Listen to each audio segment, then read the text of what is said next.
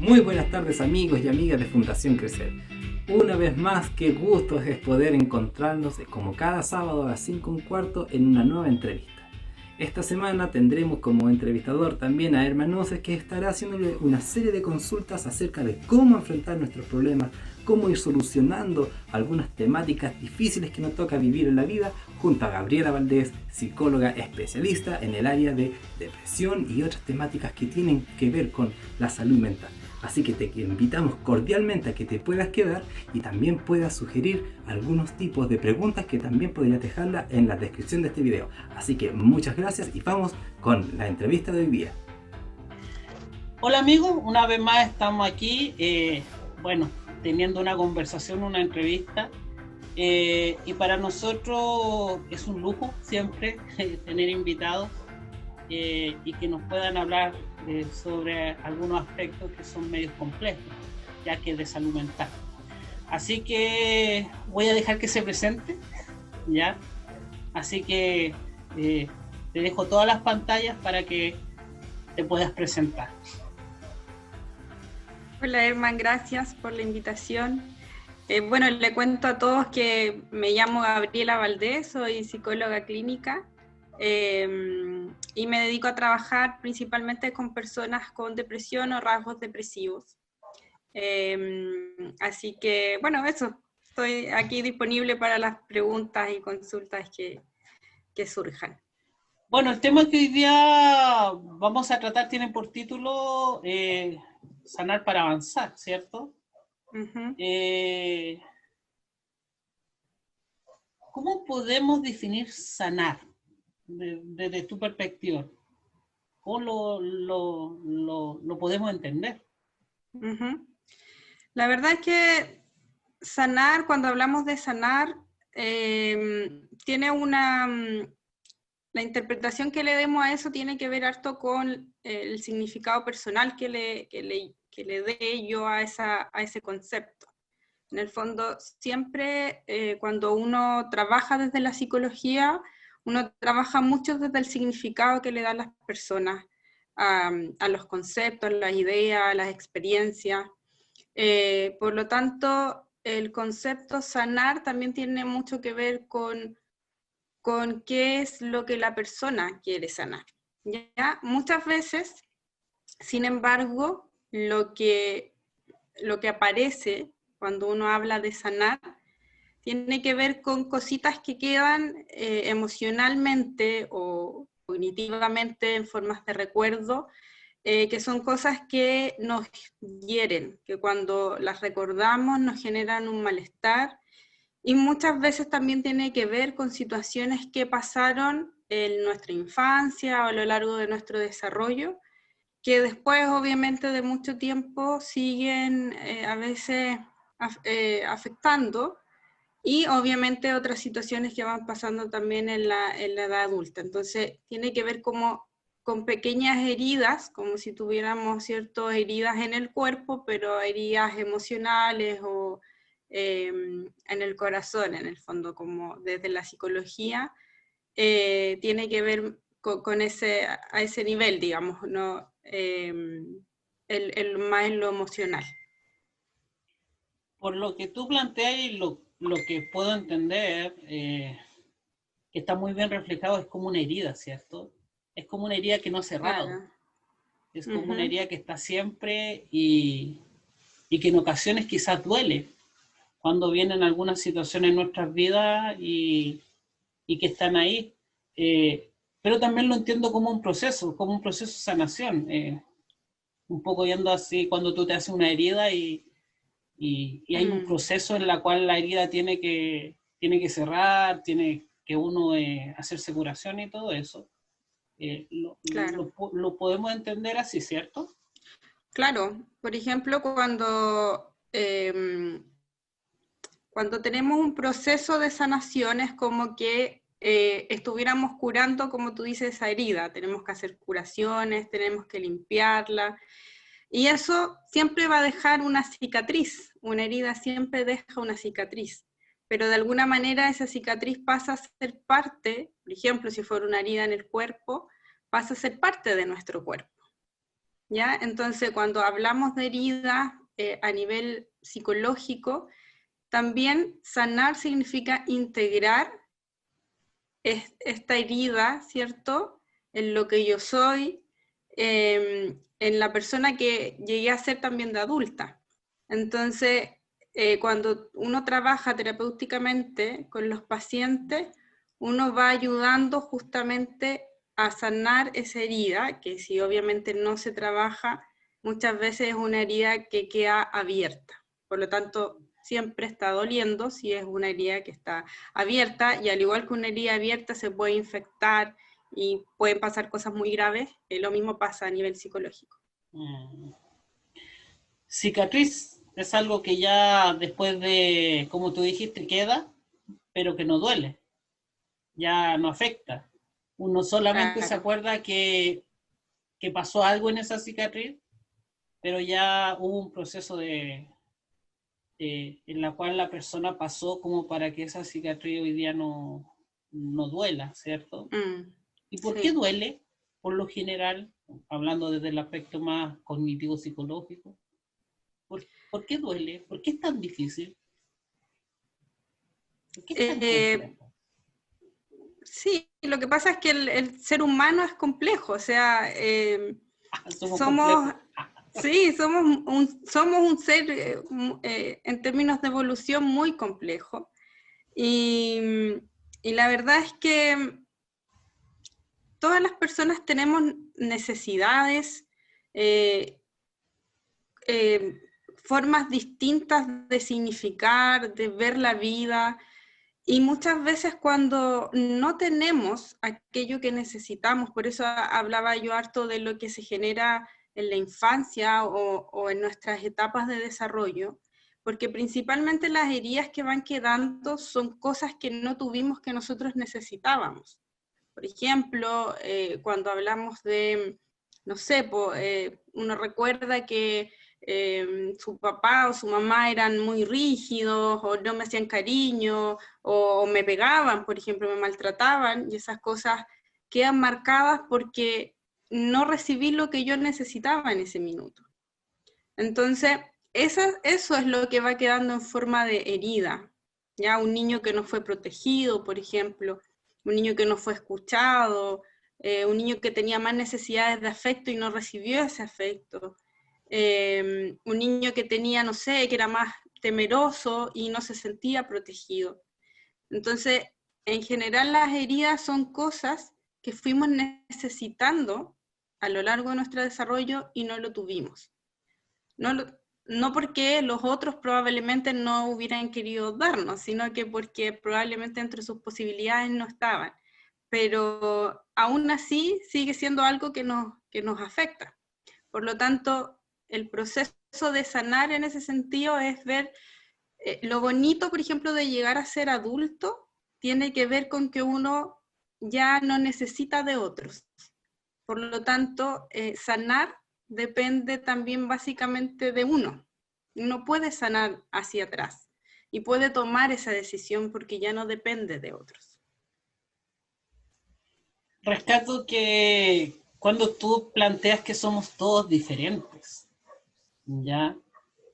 Porque, bueno, uno escucha muchas personas que a veces las personas están pasando por malos momentos y le dicen, pero ¿cómo?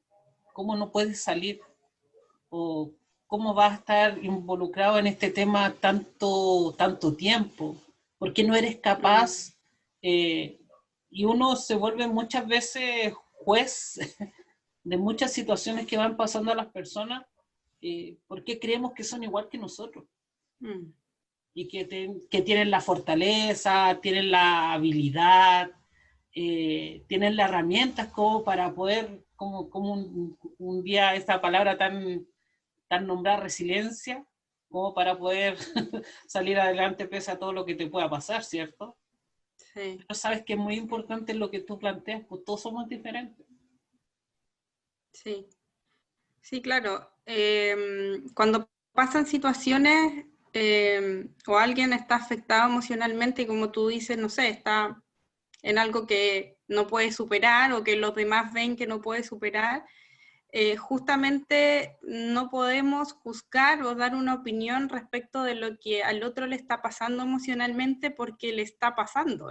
Simplemente le está pasando, o sea, eso es súper objetivo, digamos. La persona se siente mal, se siente triste o se siente como se siente, y eso no podemos cambiarlo con el solo hecho de decirle, pero bueno, ¿cómo no eres capaz de superar esto? O sea, decirle eso a otra persona, probablemente más que ayudarlo, lo va a hacer sentir aún peor. Entonces, muchas veces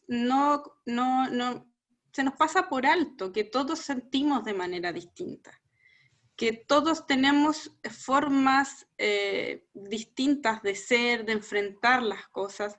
Una misma situación le puede afectar a una persona de X manera y a la otra persona le puede afectar de otra, porque tiene que ver con su historia, tiene que ver con sus características personales. No nos podemos olvidar que nosotros estamos formados por elementos biológicos, genéticos, que vienen determinados así, que es parte de lo que va a formar a nivel psicológico la personalidad, y por otro lado también por nuestra historia, por lo que el ambiente nos ha entregado. Entonces esas dos cosas finalmente interactúan y dan como resultado, ¿cierto?, las personas que somos cada uno. Por lo tanto, a eso voy cuando te digo que somos súper complejos, seres muy complejos, y en la psicología no podemos hablar de causa-efecto, sino que hablamos más bien de probabilidades de que una persona se pueda sentir de X forma ante X situación. Pero eso no es algo que podamos decir que va a ser así exactamente. Gabriela, ¿y qué podemos hacer cuando quizá una persona está pasando por esta situación y se siente incomprendida? Porque muchas veces pueden haber muchas personas alrededor de uno, pero muchas veces se siente esta soledad. Sí, sí. ¿Cómo lo podemos hacer? ¿Cómo podemos ayudar? ¿Cómo podemos decir la palabra que quizás se necesita o quizás solo acompañar? Ojo, porque todos quieren ser psicólogos hoy día. Sí, la verdad es que muchas veces cuando alguien nos preocupa, ¿cierto? Porque muchas veces lo hacemos con buena intención, o sea, cuando tú decías delante, bueno, pero ¿cómo no vas a ser capaz de superar esto? Muchas veces lo hacemos con la intención de que esto genere algo en el otro que sea positivo, claramente. Sin embargo, muchas veces tratamos de ayudar a los otros desde donde nosotros creemos que podemos ayudar, cuando en realidad lo más quizás indicado sería preguntarle al otro cómo te puedo ayudar, ¿ya? Porque la forma en que a mí se me ocurre o la forma en que a mí me gustaría que me ayudara no es la misma forma como te podría, no sé, yo ayudar a ti, por ejemplo, ¿ya? Tú no tienes las mismas necesidades que yo. A lo mejor yo necesito un abrazo, que me escuches. A lo mejor tú necesitas que yo te ayude a hacer algo o te acompañe a ver una película o a distraerte. Entonces, no todos tenemos las mismas necesidades. Entonces, cuando alguien está pasando por una situación emocional o lo que sea en realidad que necesita apoyo y es alguien que me importa y que yo quiero ayudar, es importante preguntarse y preguntarle cómo lo puedo ayudar. Y obviamente manifestándole la preocupación, la importancia, ¿cierto? Pero siempre tomando la opinión de esa persona a la que yo quiero ayudar. No ayudar de la manera que yo creo que la puedo ayudar. Sí, una de las cosas que se me viene a la mente es que hay situaciones que son complejas, ¿ya? Y que muchas veces uno quiere ayudar, pero yo creo que hay personas que están preparadas como para poder seguir un proceso con estas heridas que son más complejas. Y yo creo que por eso es tan importante también el psicólogo. Porque también creo que en el ambiente hay como que no se entiende mucho el trabajo del psicólogo. Y, Uh-huh. y yo creo que sería bueno también Gabriela, que podamos quizás en este momento también ver lo que hace realmente un psicólogo, porque siento que eh, creo que hace bien, creo que no es malo, creo que no es, como dicen, es para los locos. Entonces creo que es sumamente importante también en este rato que estamos en esta conversación, ver también el trabajo del psicólogo, que es un trabajo tan importante, tan complejo, porque trabaja con algo que es muy sensible, demasiado sensible diría yo, y que es la salud mental. Sí, mira, bueno, como tú decías, muchas veces el psicólogo se asocia a que uno va al psicólogo cuando está loco, ¿cierto? Es muy difícil las Eh, asociaciones. Esa es la asociación. Pero la verdad es que ir al psicólogo combina harto con desarrollo personal, ¿ya? Combina harto con ser mejor persona o combina harto con ser la mejor versión de mí. Por lo tanto, tiene harto que ver con la decisión también de crecer personalmente. Si bien los psicólogos vemos patologías de salud mental, propiamente tal, ¿cierto? Como cuadros definidos como patología, esa es un área, pero hay toda una amplia área que no necesariamente tiene que ver con una patología de salud mental.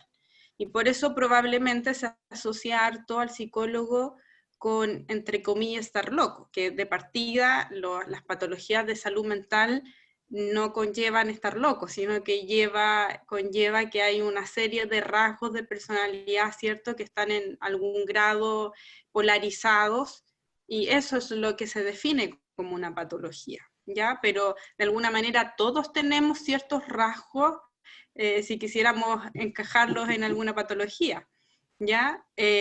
Porque la patología, como te digo, finalmente es como una polaridad de ciertos rasgos. Pero está todo este otro área también en donde uno puede ir trabajando un montón de cosas. Las cosas que me molestan, que me incomodan, que siento que me estoy cuestionando a lo mejor que no estoy haciendo tan bien esto, siento que, no sé, me cuesta expresarme, estar con los demás, tener amigos, tener una relación de pareja que me satisfaga, o sea, hay muchas cosas que uno podría mirar desde la psicología, ya desde una psicoterapia. Entonces desde ahí yo creo que es un espacio muy bonito en donde la persona, yo siempre le digo a los pacientes, esto es 1 hora, que es lo que duran mis sesiones, que es un espacio para ti, solo para ti, es como una burbujita en tu vida, en donde sales y te dedicas esa hora para ti, para mirarte, para mejorar, para sentirte mejor contigo mismo. Entonces, ese es un poco el trabajo del psicólogo, es como acompañar en un proceso súper personal y de alguna manera el nivel de dónde estoy o qué va a ser suficiente para mí o qué es lo que vamos a trabajar, siempre lo pone el paciente, o sea, siempre se trabaja con lo que el paciente quiere. Tampoco eso de ir al psicólogo y que el psicólogo te va a decir cómo tienes que estar o no, sino que tiene que ver con lo que el paciente quiere. ¿Qué va a hacer para él sentirse mejor? ¿Qué va a hacer para él sentir que va avanzando en lo que quiere trabajar?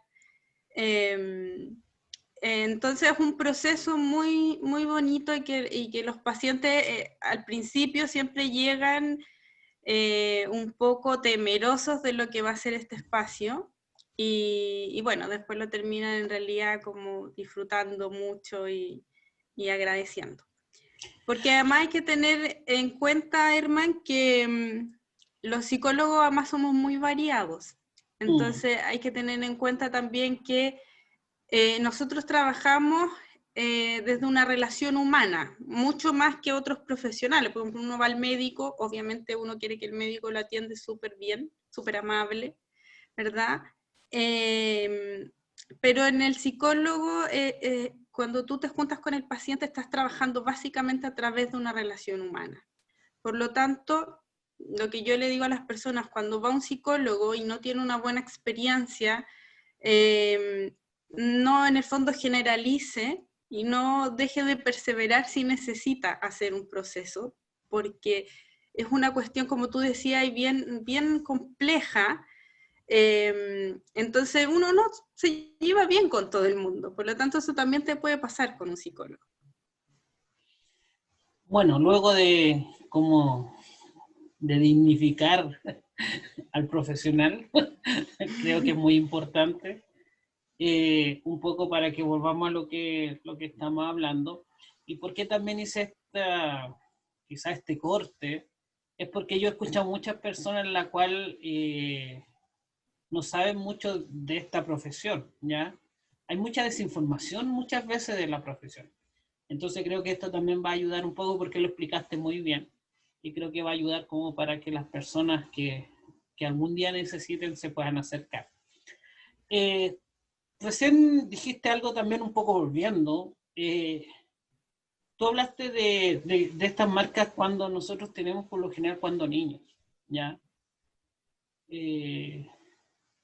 Es cuando más se marca, es donde se marca esta diferencia. Y también sería bueno que hablemos de eso, de estas marcas que quedan cuando niños. Para todos aquellos que nos están escuchando, los adultos quizás que nos van a estar escuchando, la importancia también de ver, si tienen personas menores en sus casas, de ver la importancia de los cuidados. Yo creo que como tú decías recién, esto marca una gran diferencia. Sí, la verdad es que se nos olvida cuando somos adultos que es bien paradójico, ¿eh? Porque cuando tú hablas con la gente siempre trae a colación cosas que pasaron en la infancia. O sea, hoy día la gente adulta está muy marcada por cosas que pasaron en la infancia. Sí, es una verdad. Y tú esto lo puedes hablar con papá, en realidad sale siempre. Entonces, me llama la atención cómo cuando estamos, por ejemplo, con niños, o los papás con los niños, se nos olvida que, perdón, está No, sonando, no te preocupes. ¿se No, escucha sí. mucho? No tanto. O sea, se sabe que hay un incendio o algo. Sí, se escucha. Ya, pero creo que ahí pasa. Entonces, no se hace esa conexión con los niños que están a tu alrededor, por ejemplo. Se te olvida que ese niño está pasando por ese proceso que tú pasaste y que te hubiera gustado que a lo mejor hubiera tenido otros elementos. Entonces, es como que no hacen ese clic respecto a, como tú miras a un niño y es como, ya, pero se le va a pasar, ya, pero si no es tan importante porque es niño. Pero si tú miras lo que a ti te está pasando, lo que a ti te está afectando hoy día, son muchas de esas cosas que te pasaron cuando niño, porque hubieron adultos que dijeron, ya, pero si es un niño, se le va a olvidar, se le va a pasar. Y volvemos a repetir lo mismo con los niños que están a nuestro alrededor. Entonces es bien paradójico cómo no hacemos ese clic, cómo no vemos eso y cómo pasamos por alto que, bueno, son cosas de niños, van a pasar. Y esas mismas cosas de niños nos están afectando cuando somos adultos. ¿Y será, Gabriela, que no se ven o simplemente lo hacemos lo que pasa, no lo queremos ver? Es que mira, lo que pasa es que muchas veces pueden pasar dos cosas.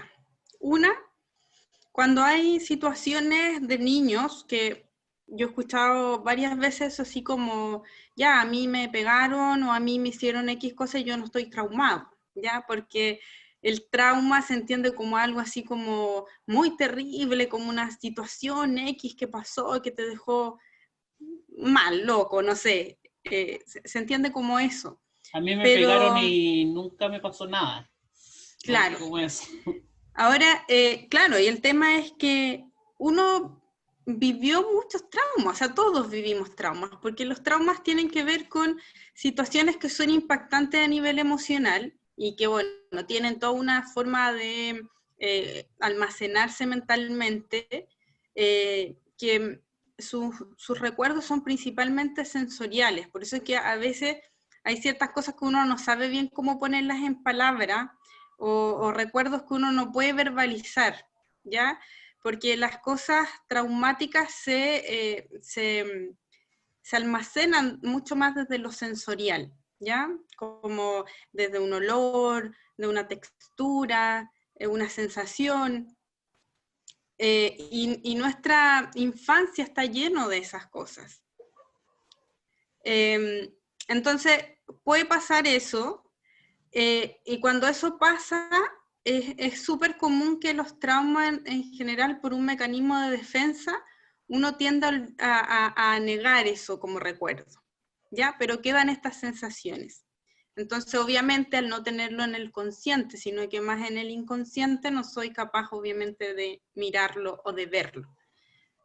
Como, por ejemplo, papás que dicen, bueno, a mí me pegaron y esta fue la forma en que me criaron, y se olvidan de su propio sufrimiento cuando niños y repiten ese patrón con sus hijos, por ejemplo, ¿ya? Y por otro lado puede pasar que sea algo que no necesariamente se almacenó como traumático, pero sí es una herida de la que yo soy consciente, pero conectarme con esa herida, como no la he sanado, implica que me vuelve a doler, por lo tanto la niego, ¿cierto? Y al no mirarla, estoy en una mayor posibilidad de hacer lo mismo. Entonces, ¿por qué estoy negándola? No quiero verla en el fondo. ¿Ya? Entonces, cuando a veces dice, bueno, ¿para qué voy a ir al psicólogo, por ejemplo, si me va a recordar esas cosas que yo no quiero acordarme? Entonces, justamente lo que tú decías delante, cuando hay una herida cicatrizada, ¿cierto? Pero deja de doler, ese es el minuto en que esa herida está sanada. Pero si yo no la quiero mirar, no la quiero trabajar, no quiero sanarme en relación a eso, voy a estar siempre negando y mirando para otro lado, e incluso no dándome cuenta que puedo estar haciéndole lo mismo a otro. Por ejemplo, en el caso por ejemplo, de los papás con los hijos. ¿Sabes qué? Pensaba que estamos en una sociedad muy vulneradora, pero también con conductas que son normalizadas, que hacen mucho daño y que lo vivimos a diario. Yo creo que en todo aspecto, y eso también afecta mucho al tema de la salud mental. Y también por eso muchas veces no queremos mostrar lo que nos está pasando, porque es mucho más fácil llevarlo dentro, llevarlo para mí, que sentir que me discriminan por lo que yo estoy pasando, porque también hay una discriminación hacia el tema de la salud mental. Hay como un estigma en el fondo. Sí, sí hay un estigma de... Yo, como digo, todos hablamos de todo, pero muy poco sabemos. Y creo que hay que vivirlo también para poder entenderlo en algunos aspectos, ¿ya? Cuando nosotros hablamos de este proceso de sanación, este caminar no es fácil. Yo creo que a nadie se le va a hacer fácil, porque como tú dijiste, son heridas que uno tiene que sanar, pues. Son heridas que uno tiene que tocar. Y son heridas que uno no quiere que toquen. Es como lo que tú planteabas recién. Yo no quiero hablar de esto. Pero no quiero hablarlo porque sencillamente me conecto con una situación que no me gusta, que no me agrada y que me hace daño. Pero ahí también es necesario avanzar. ¿Cómo avanzamos ahí, Gaby? Mira, en realidad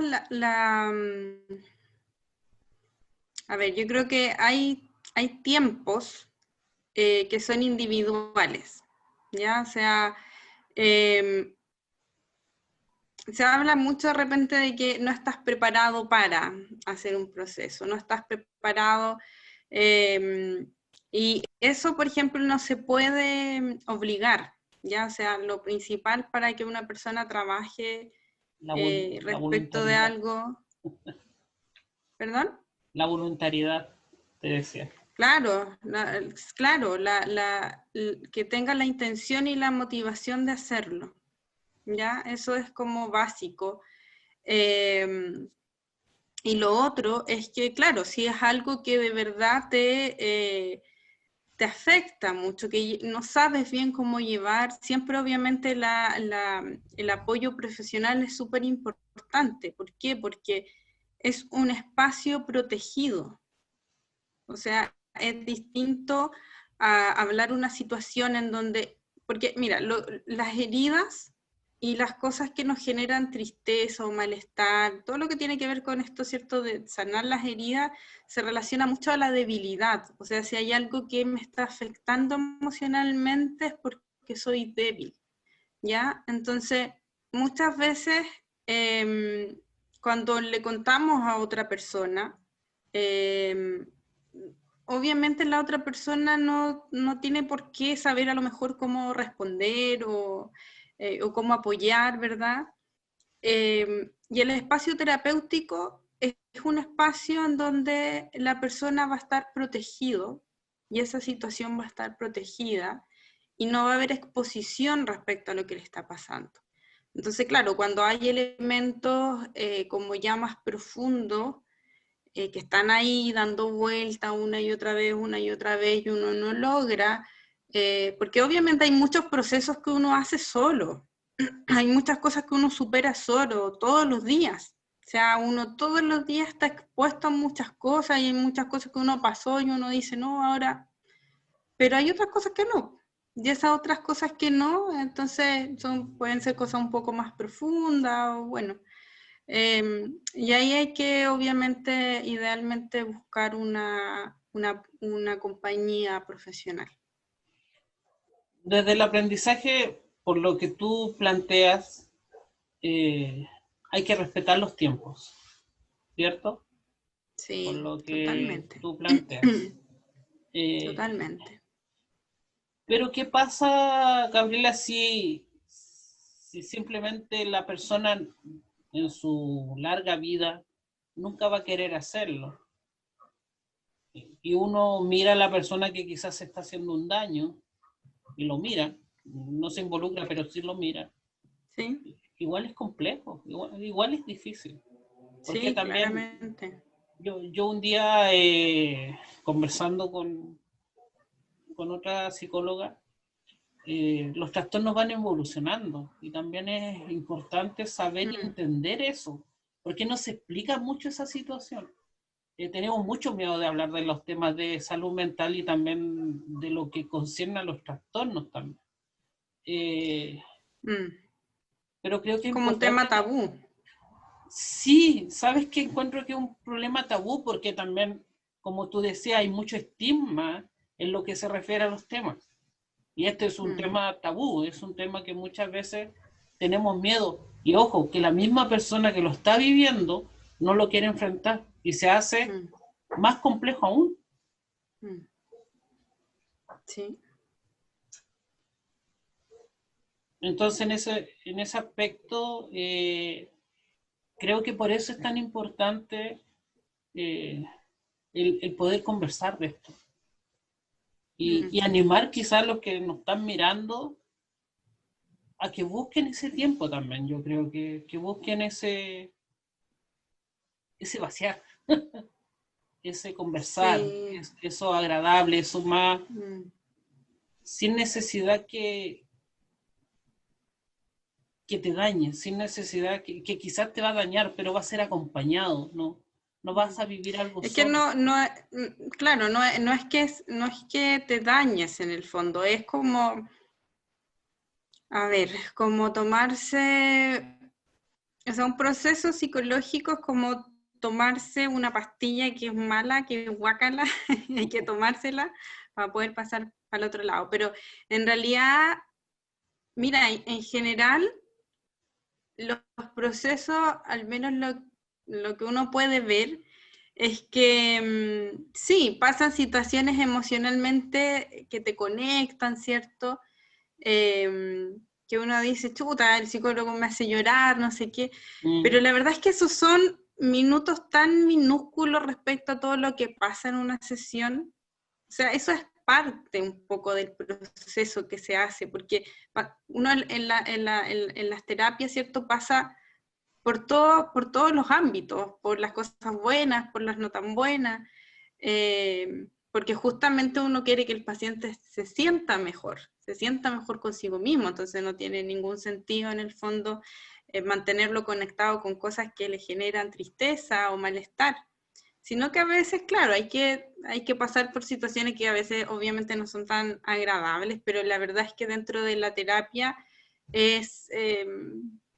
es son momentos muy, muy específicos y es donde el paciente en general, después de eso, queda bastante aliviado, porque en realidad o sea, el tema de conversar, vaciar y que hay un otro, de alguna manera retroalimentándote de lo que te puedan estar contando, eso a las personas les genera una gran alivio, poder como soltarlo y poder conectar con aquello que realmente sienten, ¿ya? Porque muchas veces los pacientes llegan y no saben si lo que sienten es correcto.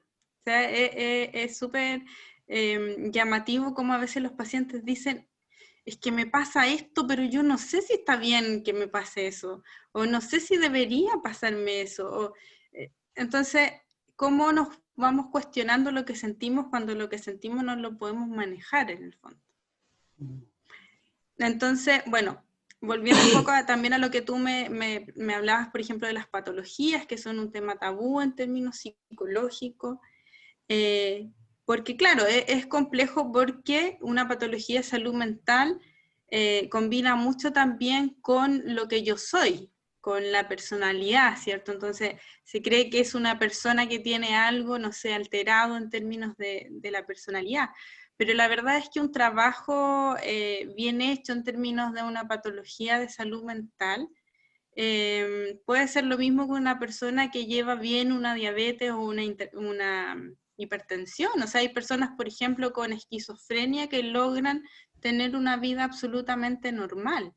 Y sin dejar de lado que tienen la patología, que es algo crónico, ¿cierto? Pero que igual como una diabetes, que es algo crónico, manteniendo su tratamiento, son personas que funcionan bien. Entonces, es necesario hablarlo, es necesario mirarlo y es necesario que el propio paciente se empodere de, si tiene un diagnóstico, de ese diagnóstico y cómo lo integra también a su identidad, a lo que él es. Muy bien.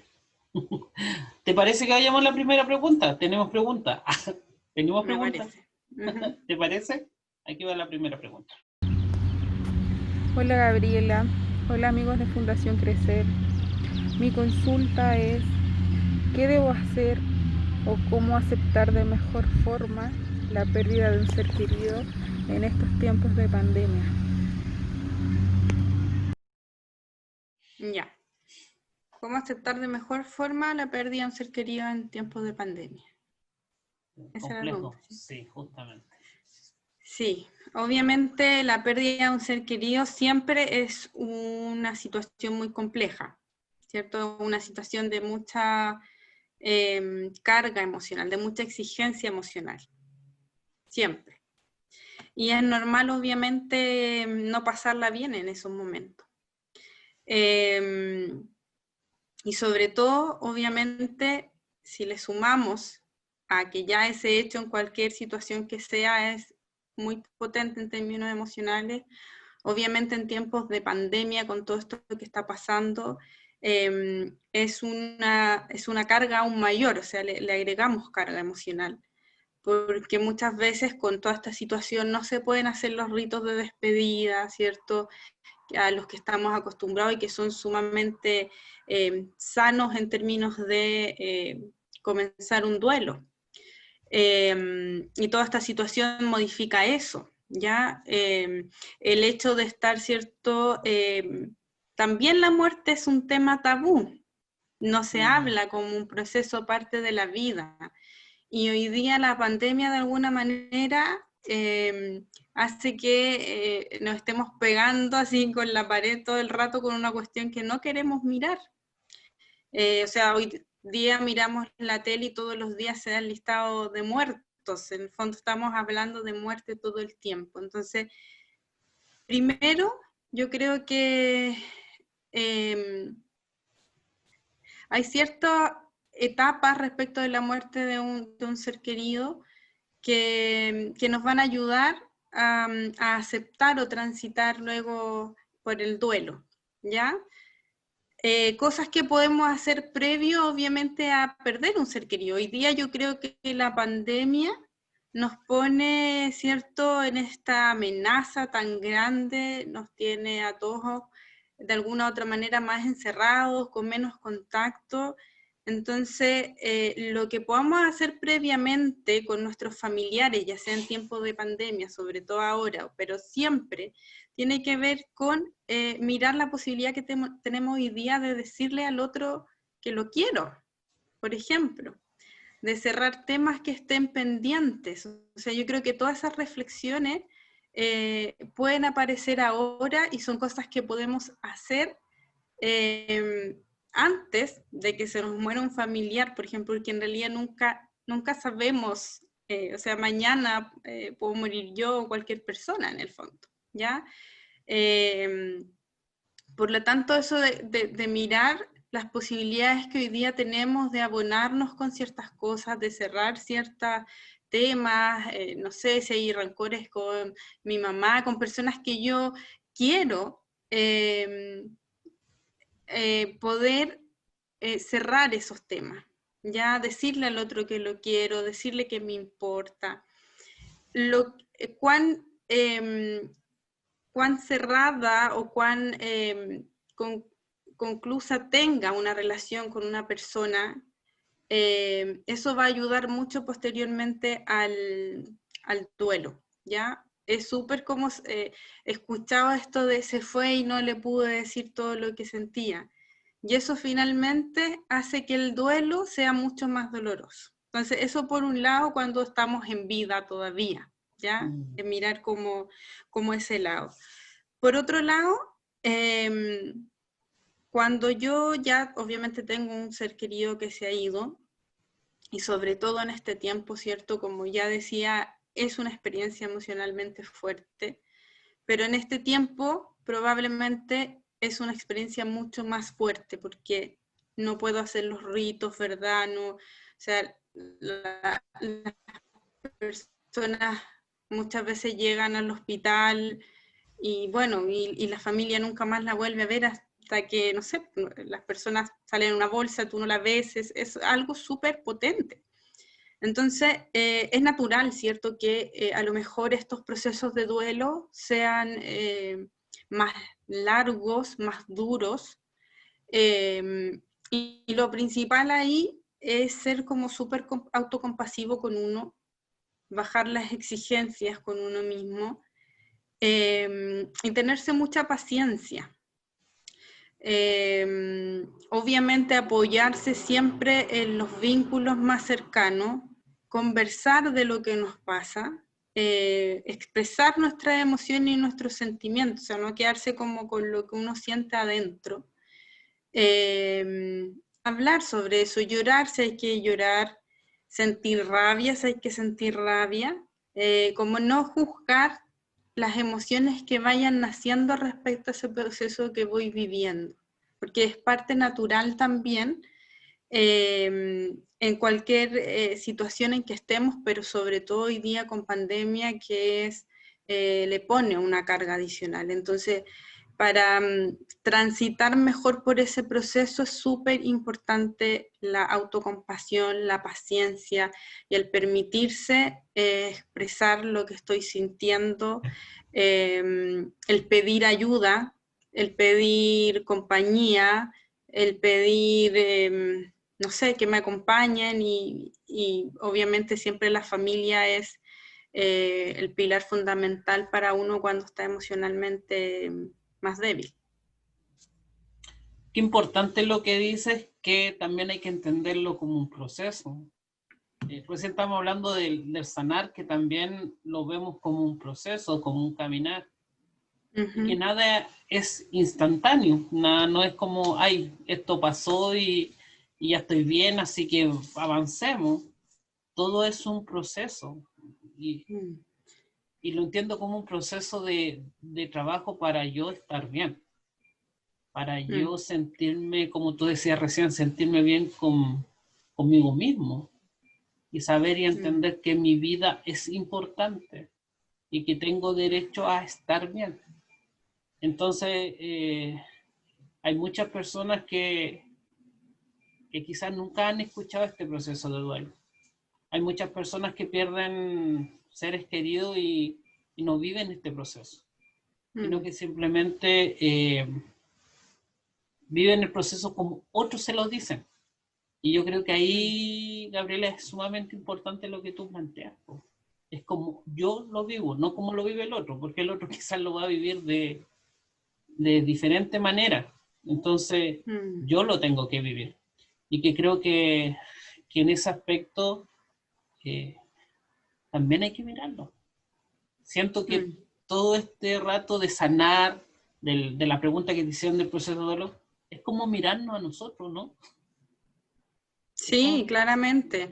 O sea, todo está muy asociado a mirar para adentro lo que yo necesito, lo que soy y cuáles son mis formas. O sea, esto de mirar hacia afuera y cómo debería ser y cómo debería reponerme las cosas, la respuesta no está afuera, está dentro muchas veces. Es como darme tiempo para mí, ¿o no? Es como hacerme cariño, es como decir, no, Sí. hoy día me va a hacer un cariño. Sí. De hecho es algo que trabajo harto con los pacientes cuando están, por ejemplo, en periodos más de depresión, que tiene que ver con consolarse a sí mismos. Y es increíble cómo eso le genera un alivio, en el fondo, como simplemente entenderse, como si otra persona te dijera ya, tranquilo, llora, o está bien que te sientas triste, pero hacerlo con uno mismo, en el fondo aceptar, tiene mucho que ver también con aceptar y validar lo que uno va sintiendo. Un proceso muy personal. Sí, pero que no tiene por qué ser vivido solo tampoco. Justamente. Es un proceso que hay una parte, ¿cierto?, que tiene que ver con lo personal, pero es un proceso que no tengo por qué vivir solo tampoco. O sea, necesito conversarlo, necesito hablar también de lo que está pasando. Si es una persona, ¿cierto?, dentro de un núcleo familiar, conversar cómo le está afectando al otro también, compartir a veces que no soy el único que está sintiendo esto, que también es compartido por lo otro, que estamos todos de alguna manera saliendo de este proceso, ¿cierto?, de duelo, de este dolor. También eso ayuda bastante. Entonces, hay que, siempre todo en equilibrio, en el fondo, como En una balanza. la soledad y el aislarse no es tampoco como lo mejor, y tampoco estar así como siempre negando el estar solo, sino que darse espacio para estas dos formas de compartir lo que me está pasando, pero también tener mis propios espacios. ¿Te parece que vayamos a la otra pregunta? Totalmente. Hola, mi nombre es Daniela y tengo la siguiente consulta. ¿Cuál sería el tiempo apropiado para superar el duelo de un ser querido? Gracias. Ya, ¿cuánto es el tiempo apropiado para separar el duelo? Bueno, un poco en Preguntaron la harto misma sobre el línea duelo. Sí, es que yo creo, es que no ves algo que está en el ambiente, está ahí el tema de la muerte, y está bien también que esté, o sea, es parte, no podría existir la vida si no está la muerte, todo es en dos polaridades para que puedan existir. Entonces, respecto a lo que ella pregunta, ¿cuánto es el tiempo como adecuado? Mi respuesta es que los tiempos son individuales, no hay un tiempo adecuado. Yo creo que en lo que hay que fijarse, porque asumo que la preocupación a lo mejor respecto a la pregunta tiene que ver con cuándo mirar que el otro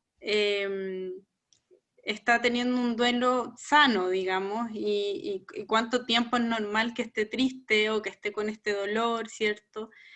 Entonces, más que un tiempo, tiene que ver un poco más con que la persona que está viviendo el duelo, ¿cierto? Veamos que va logrando reintegrarse a su vida, que vuelve a incorporarse a su vida. Siempre todo es súper progresivo, ¿ya? Si alguien está mal 1 mes, 2 meses, 3 meses, o sea, de hecho, podríamos pensar que, por ejemplo, el primer año, las personas tienen que pasar todo lo que es, por ejemplo, el cumpleaños de esa persona, eh, el año nuevo, todos hitos importantes. Por lo tanto, cada fecha, por ejemplo, puede ser una fecha en donde se genera una mayor sensibilidad, una mayor afectación emocional. Por lo tanto, el proceso no es que sea que vaya así como estoy mal, un poquito mejor, mejor, mejor, sino que pueden haber ciertas variaciones en donde en ciertas fechas me conecto más con esa emoción, con ese dolor, en la medida también que lo voy integrando, porque también la muerte de un ser querido puede ser una de esas heridas de guerra más que vamos a tener en nuestro cuerpo. Por lo tanto, esa herida puede, ¿cierto?, demorarse más o menos en cerrarse, pero lo importante cuando uno ve a otra persona y está preocupado por cómo está viviendo ese proceso de duelo, es por un lado entender que es sano, que es normal y que es necesario que pase por ese proceso y que ese proceso hay que respetarlo y hay que respetar los tiempos que esa persona tenga para ir recuperándose. Otra cosa importante es mirar, ¿cierto?, cómo esa persona logra volver a incorporarse en su cotidianidad, en su funcionamiento, volver a ser la persona que era, ¿cierto? Porque obviamente cuando estoy pasando por un duelo hay ciertas características que se van, ¿cierto? No sé, una persona que es más alegre, a lo mejor la vamos a ver un poco más triste, por lo tanto, en la medida que esa persona también vuelva a ser quien era, y en el fondo como ir respetando harto los tiempos. Ahora, si yo tengo una persona que con el correr del tiempo, ¿cierto?, no logra un poco volver a ser funcional, no logra volver a ser la persona que era antes, y en verdad veo que hay un impacto en su vida y que es algo que no la está dejando vivir normalmente, entre comillas, ¿cierto?, funcionalmente. Entonces, claro, me podría empezar a preocupar y quizás sería necesario algún otro tipo de apoyo, ¿ya? Pero los tiempos son súper individuales y hay que ser también súper respetuoso de eso. Y lo otro es que me gusta mucho recordar esto de que en el duelo, para que un duelo sea más sano y para que yo pueda sanar más rápidamente esa herida, mucha incidencia va a tener lo que yo haya hecho antes de que esa persona se vaya. Y ahí insisto de nuevo con esto de mirar y decirle al otro que uno lo quiere, cerrar temas que puedan estar pendientes, en el fondo perdonar, hacer todo lo que tú digas. Si algún día esta persona no está, me quiero quedar con la tranquilidad de X cosa. Hice Entonces, todo. claro, y en el fondo que, claro, te quede de alguna manera la tristeza de que esa persona no está, que te hace falta, todo lo que eso implica, pero que no queden, porque esas heridas son más difíciles de cerrar, como el nunca le dije, se fue y nunca supe esto, se fue y nunca logramos abuenarnos con X cosa. Entonces, esas cosas son un poco más difíciles de transitar por ellas, de sanarlas. Yo creo que es sumamente un poco también lo que tú planteabas, la resignificación.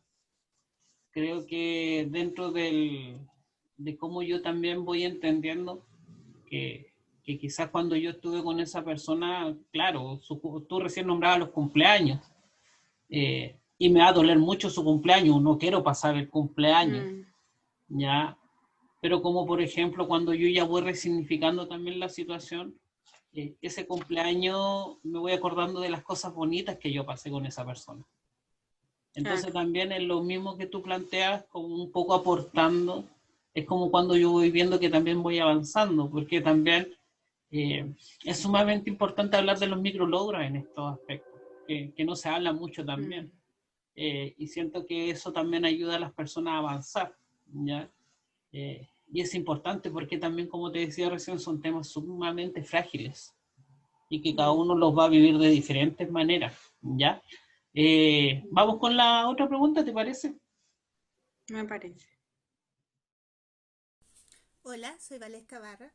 Quisiera consultar cómo ayudar a aquellas personas que han sufrido un bloqueo personal que les impide desarrollar su vida como antes porque han perdido la confianza en sí mismos. Un bloqueo. ¿Cómo ayudar a alguien que ha perdido la confianza en sí mismo? Sí. Y que no puede volver como a lo que era antes. O sea, se bloquearon, dice ella, se bloquearon. Ya. Bueno, lo primero, un poco lo que hablábamos delante, antes de escuchar las preguntas, que tiene que ver con averiguar también cómo la otra persona quiere que lo ayude. O sea, no puedo ayudar a alguien si no quiere recibir ayuda, eso es lo primero. Y segundo, cómo esa persona necesita que yo lo ayude. Y para eso obviamente también tengo que demostrarle mi preocupación y que me importa, ¿verdad?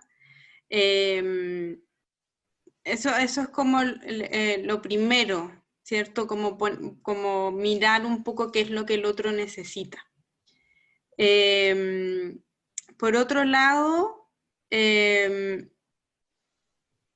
también acompañar, por ejemplo,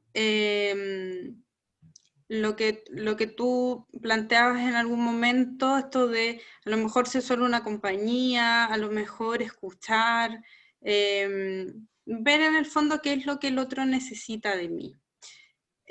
Otra cosa que uno podría hacer es ayudarle, si una persona que ha perdido un poco la confianza en sí mismo, es ir mirando, ir ayudándole también a mirar todo de lo que ha sido capaz a lo largo de su vida.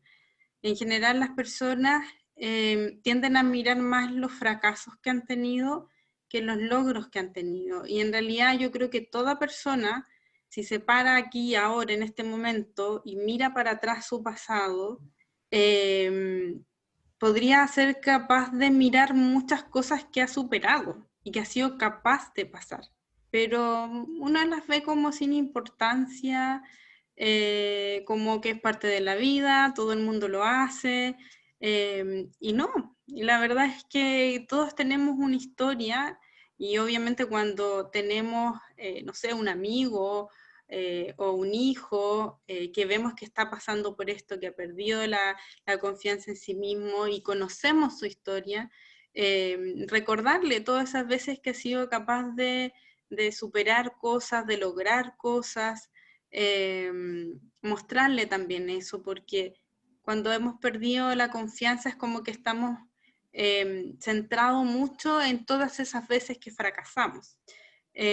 Por lo tanto hay que ayudarle a mirar también todas esas veces en que logró cosas, También demostrar que uno confía.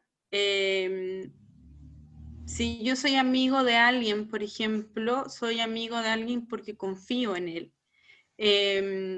Probablemente los hijos confían en sus papás, por lo tanto, ahí también hay que mostrarles que hay gente que confía en ellos.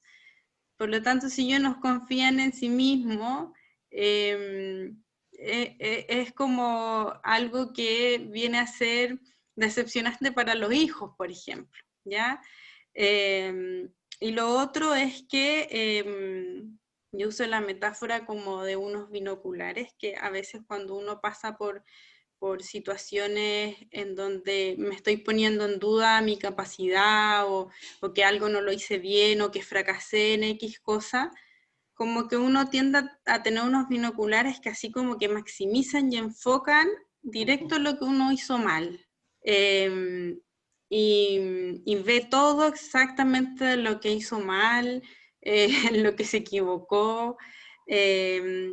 Entonces yo le digo a mis pacientes como que se saquen esos binoculares, porque probablemente si se los sacan ven que está el problema, lo que hicieron mal, pero que alrededor hay muchas otras cosas también y que no las están viendo. Por lo tanto, eso les permite integrar esta situación como parte también de la vida. Y lo otro que tiene que ver con cuál es el significado que yo voy a decidir darle a eso frente a lo que yo fracasé o no fui capaz o no logré o me equivoqué, que tiene que ver con que me voy a quedar en el que fracasé o voy a ver qué es lo que yo puedo sacar de esa situación, qué es lo que puedo aprender de esa situación, cómo esa situación que no salió como yo esperaba, la termino usando también a mi favor. Entonces me puedo preguntar, ¿qué puedo sacar de esta situación en limpio? ¿Qué puedo sacar de positivo? ¿Qué puedo aprender de esta situación? ¿Qué podría ser distinto más adelante? Entonces, ampliar un poquito la mirada, porque claro, cuando uno pierde la autoconfianza en sí mismo, es como sentir que anda con la nube negra y que en verdad uno no sirve para nada. Pero probablemente en el día a día uno hace un montón de cosas que son súper valiosas. Hay un montón de cosas en donde uno es importante para otros, en donde otros confían en ti. Entonces hay que ayudar a ampliar un poco el campo visual que está teniendo la persona en ese momento, ayudándolo a mirar aquello que sí ha logrado y ayudándole, ¿cierto?, a mirar aquello que no salió como esperaban, como algo que pueden usar a su favor para crecer, para aprender y para, en el fondo, volver a intentarlo o volver a sacar o sacar cosas en limpio que le ayuden a crecer como persona. Sí, yo creo que es muy importante lo que tú planteas. Y sabes que están los procesos vinculatorios también, que son los procesos en los cuales no solo queremos conseguir que nos digan lo que nosotros queremos escuchar, sino que son esos procesos de acompañamiento que son procesos de acompañamiento amables, que son procesos de acompañamiento, por decirlo, con amor, en el sentido de como tú planteabas recién, de los tiempos de cada uno. Y yo creo que es sumamente importante lo que tú planteas, porque como planteaba la persona que hizo la pregunta de los bloqueos también vienen por situaciones donde la persona quizás le ha pasado o está pasando una situación que simplemente no ve salida. Entonces igual yo hay una palabra que utilizo mucho que es la empatía. Cómo yo miro a la otra persona, sin juicios de valor, y simplemente tratando en estar en este proceso. Yo me acuerdo en mi persona, que lo que tú planteabas un poco, cuando yo aprendí a manejar, para todo era quizá algo normal y todo, pero para mí fue un logro tan grande que lo tomé de esa forma y que me lo celebré a mí mismo. Ya, porque me acuerdo que saqué mi licencia y me lo fui a celebrar a mí mismo. ¿Y por qué? Porque quizás para todos era muy fácil aprender a manejar, pero para mí siempre fue un desafío constante y difícil, y que muchas veces me frustré porque no, yo dije nunca lo voy a lograr. Mm. Pero cuando obtuve mi licencia, y la obtuve bien, porque, no sé, se podría haber hecho un montón de cosas hoy día, eh, pero sí, sentí que recuperé también esa parte de decir, sabes que yo puedo, yo lo pude hacer, y como nadie me acompañó a celebrar, así que me fui a comer Sí, eso que planteas, Herman, es súper importante. un churrasco. No tenemos mucho la costumbre, o sea, es algo como que nadie nos enseña un poco también a celebrarnos a nosotros mismos las cosas, como que siempre esperamos que otro nos diga que hicimos algo bien para sentir que lo hicimos bien. Cuando en realidad hay muchas cosas de las que hemos sido capaces en la vida, todos tenemos una historia probablemente en donde hemos tenido que superar ciertas cosas, hacer ciertas cosas, aprender ciertas cosas, en donde a lo mejor nos ha costado y, y no nos celebramos esas cosas. Entonces eso No, también va haciendo que yo vaya confiando también en mí porque voy mirando aquello que yo voy logrando. Eh, y tener esa gratitud también con uno mismo respecto a lo que he sido capaz, porque finalmente eh, uno se puede medir solo con uno, o sea, yo no puedo decir, ay, el otro ha sido capaz de esto, pero yo no he sido capaz de hacer eso mismo. Yo no me puedo comparar con otro porque mi historia es única y la historia del otro es su historia. Entonces, yo no puedo compararme con otra persona. Y lo que yo he logrado, lo he logrado por mis posibilidades, por mi historia, por mis características y probablemente cosas que el de al lado logra, es cierto, son por sus características, pero probablemente yo tengo otras características que el de al lado no tiene, y es así, o sea, todos tenemos cosas en las que somos más fuertes y más débiles, y la idea es eh, sentirse fortalecido con los recursos personales y de las debilidades ver cómo poder ir mejorándolas. Por ejemplo, cuando usualmente miramos a otra persona que le va mejor que uno en X área, por ejemplo, que a uno le gustaría que te fuera como esa persona, o uno tiende a mirarlo un poco desde la comparación, desde la envidia, cuando podemos mirar cómo lo hace el otro en esa situación, cómo logra lo que logra. Porque puede ser que en eso esa persona le esté yendo bien o en eso lo hace mejor. Y yo puedo mirar en el otro cómo lo hace y a lo mejor imitar ciertas cosas más que compararme con el otro, porque todos tenemos una biología distinta, ambientes distintos, historias distintas, por lo tanto no puedo medirme con la misma vara porque todos tenemos medidas distintas. como cultura, tú sabes que nos medimos todo el rato. Como cultura siempre, el otro día decía, el pasto del vecino está más verde, siempre, está más lindo. Claro. El mío no, el del vecino sí. Mm. Y en ese aspecto somos la copia feliz del Edén, copias de copias. Así que siempre estamos tratando de ser copias de. Pero yo creo que es sumamente importante el ejemplo que tú diste de los binoculares, que es un muy buen ejemplo. Y que como también voy mirando esto. Y yo creo que es sumamente importante saber, y ya porque vamos a ir terminando ya, saber lo importante que soy yo, o que eres tú. y que en ese Sí. aspecto, en cómo yo voy avanzando, cómo también voy celebrando estos micro logros, y porque uno tiende a ponerse muy negativo en la vida. Uno tiende, porque es como que lo negativo está más presente que lo positivo, ¿ya?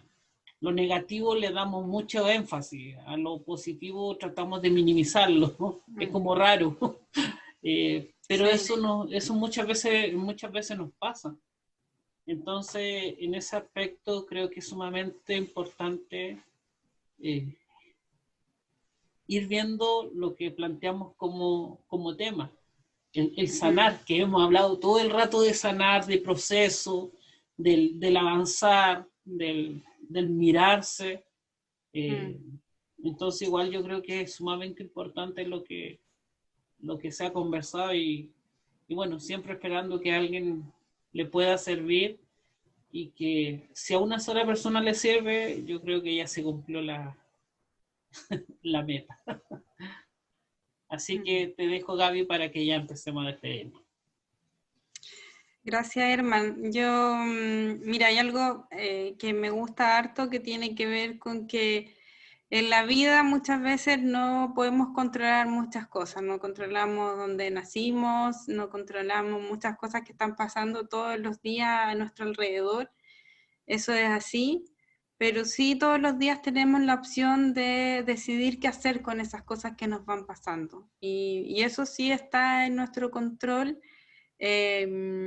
Y, y tenemos que tratar de, dentro de esas cosas que nos van pasando, tomar decisiones que nos permitan sentirnos lo mejor posible. O sea, las personas siempre buscamos, es bien paradójico porque tú decías, nos centramos más en lo negativo, cuando en verdad lo que estamos buscando siempre es el disfrute, pero siempre estamos más centrados en lo negativo. Por lo tanto, esas pequeñas cositas que van pasando en el día a día, que son ricas, divertidas, tengo que tomarlas, así como las cosas negativas, tomarlas también de manera constructiva. Así que lo que sí podemos hacer tiene que ver con decidir qué hacer con lo que nos va pasando todos los días. Gabriela, una muy buena conversación. Te agradecemos como Fundación Crecer que nos haya acompañado. Te lo agradecemos de todo corazón. Y ojalá que no sea la última conversación. Yo creo que pueden haber muchas más en pos de lo que se está viviendo, que es la pandemia, que aún no termina. Sí, y yo creo que vamos a tener para un buen tiempo. Así que la autocompasión, la paciencia, es normal sentirse más irritado, más estresado. Por lo tanto, no podemos tener las mismas exigencias con nosotros mismos que teníamos antes, porque no estamos en tiempos normales. Así que es normal sentir que no estamos dando el 100% como lo haríamos en un tiempo normal. Así que te agradezco también, Herman, haberme invitado a esta conversación. Aprovecho de contarles rapidito que, como les contaba al principio, yo me dedico a trabajar con personas con depresión de larga data, ¿ya? Así que, bueno, tengo un Instagram que se llama psicóloga-Gaby Valdés, no me había olvidado el nombre. Así que ahí, por si a alguien obviamente le interesa o tiene consulta o lo que sea. De repente también hay gente que está buscando que se le recomiende algún psicólogo.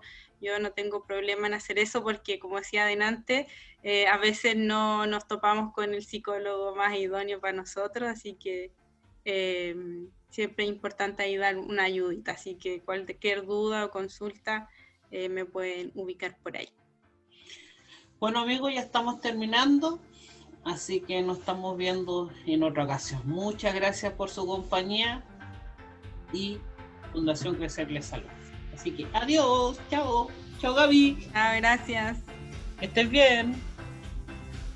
Bueno, amigo, eso fue todo la entrevista de hoy, pero te dejamos cordialmente invitado para el próximo sábado a las 5:15, porque tendremos una nueva sección de entrevistas con Herman Oces, donde estaremos tocando una nueva temática. Así que finalmente te pedimos de que si te gustó el video le puedas dar like, pero también suscribirte para que puedas recibir las notificaciones de nuevos videos que estaremos haciendo. Así que además, si tienes nuevas preguntas acerca de temática o quisieras sugerir alguna, te invitamos a que puedas dejarlo en la descripción de este video, a tus comentarios, porque tengas toda la confianza de poder hacerlo. Así que te dejamos muy cariñosamente invitado para la próxima semana. Un abrazo apretado y cuídate, porque la prevención la hacemos entre todos. Chao.